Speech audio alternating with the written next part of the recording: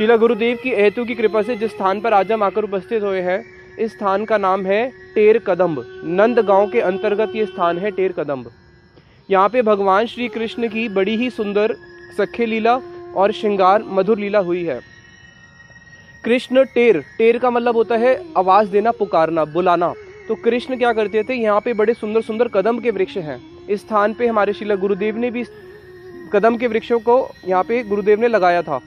तो यहाँ पे ये जो कदम के वृक्ष है, इन कदम के वृक्ष के ऊपर कृष्ण बैठते थे और टेर यानी कि अपनी बंसरी लेके आवाज देते थे। किनको? गैयाओं को। जब कृष्ण की बंसरी की ध्वनि जाती थी गाय के कर्ण में, तो सारी गैयां भागी भागी वापस यहीं पे आती थी। कृष्ण क्या करते थे, जब गोचरण करने आएंगे सारी गैयाओं को भेज दिया। अब संध्या के समय जब वापस जाना है तो बंसरी में आवाज देके सारी गैयाओं को पुकारेंगे और सारी गैयां आ जाएंगी। उसके बाद भगवान कृष्ण की अपनी एक उनकी माला है, मानो अपनी माला पे अपनी गैयाओं को गिन रहे हैं कि सारी गैयां वापस आ गई, कोई रह तो नहीं गई। तो देखा कि अभी एक गैया आई नहीं है। वो गैया क्यों नहीं आई? क्योंकि उस गैया के पैर में आज कांटा लग गया है। तो कृष्ण ने फिर से अपनी बंसरी की तान छोड़ी, मानो उस तान से उस गैया का नाम ले रहे हैं। और वो जो गान है सीधा गैया के कान में गया कि हाँ, कृष्ण तो मेरा नाम लेके मुझे बुला रहे हैं। और फिर वो गैया भागी भागी कृष्ण के पास आ गई। तो यहाँ पे कृष्ण अपने सखाओं के साथ आके दिन में बड़ा ही सुंदर क्या करते थे, गोचरण लीला करते थे। ये जो स्थान है टेर कदम, इस स्थान के पास में ही नंद बाग था। नंद बाग यानी कि नंद महाराज जी का बाग, जहाँ पे नंद महाराज जी बड़े ही सुंदर सुंदर वहाँ पे बाग में फूल और अनेक अनेक प्रकार के फलों का वहाँ पे खेती होती थी। और यहीं पे ही नंद बाग में ही नंद महाराज जी की सारी गैयां भी खड़ी रहती थी। नंद महाराज जी के पास 9 लाख गैयां हैं।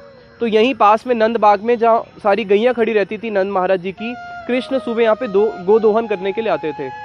अब सुबह कृष्ण वहाँ पे क्या कर रहे हैं, गोदोहन कर रहे हैं। उतने में ही राधा जी अब यहाँ से जा रही हैं। तो यहाँ से जाने के 2 मार्ग थे। एक तो बड़ा सांकरी मार्ग था, बड़ा ही छोटा मार्ग था, और एक बड़ा वाला मार्ग था। तो ललिता जी बोली राधा जी को कि हे राधे, हम इस मार्ग से नहीं जाएंगे, हम उस वाले मार्ग से जाएंगे। राधा जी बोली नहीं नहीं, मैं तो इसी मार्ग से जाऊंगी। अब जब राधा जी उस मार्ग से जा रही थी, बड़ा ही पतली सी गली है, और उधर कृष्ण क्या कर रहे हैं, अपनी गैयों का गोदोहन कर रहे हैं।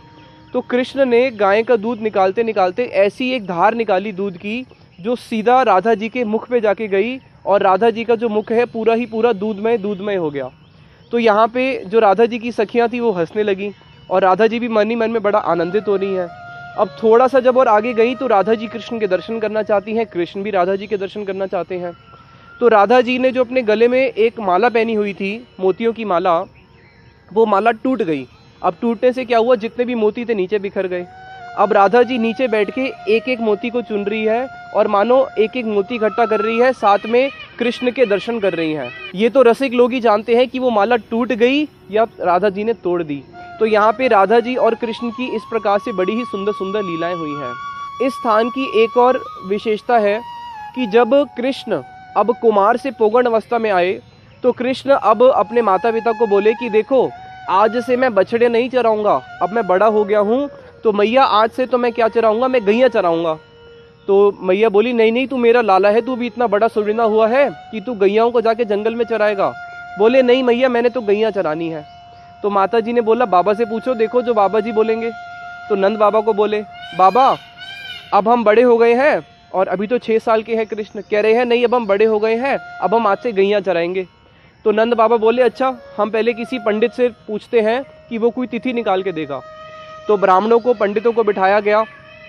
उन्होंने बोला कि देखो, अभी अष्टमी की तिथि आ रही है, कार्तिक मास की शुक्ल पक्ष की जो अष्टमी तिथि है, जिसको गोप अष्टमी के नाम से जाना जाता है, उस दिन बड़ी ही सुंदर तिथि है।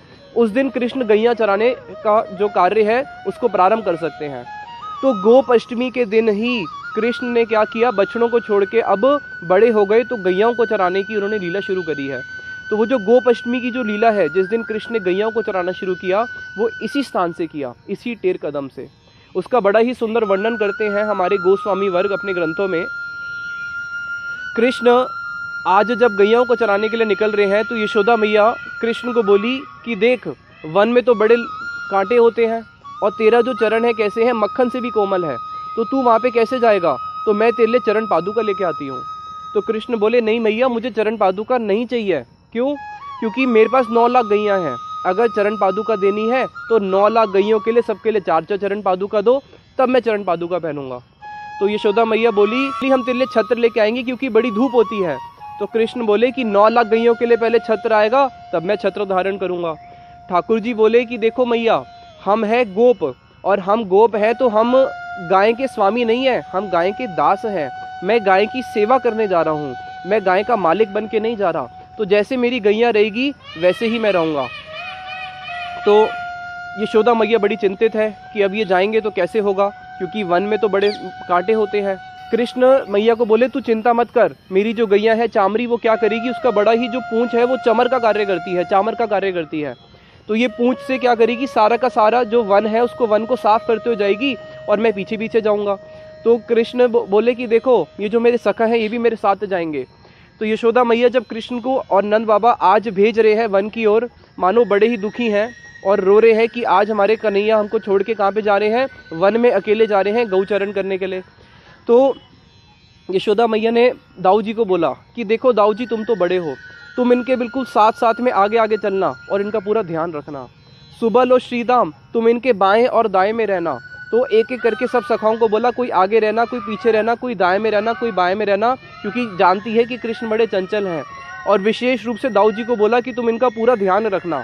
तो दाऊ जी ने बोला हाँ हाँ मैया, मैं इनको लेके जा रहा हूँ और ये कोई चंचलता नहीं करेंगे, मैं इनको शाम को संध्या में वापस भी ले आऊँगा। अब कृष्ण अपने सखाओं के साथ और गैयाओं के साथ जब अपने घर से निकल रहे हैं वन की ओर, तो यशोदा मैया नंद बाबा अपने आप को रोक नहीं पा रहे, वो भी कृष्ण के पीछे पीछे चलने लगे।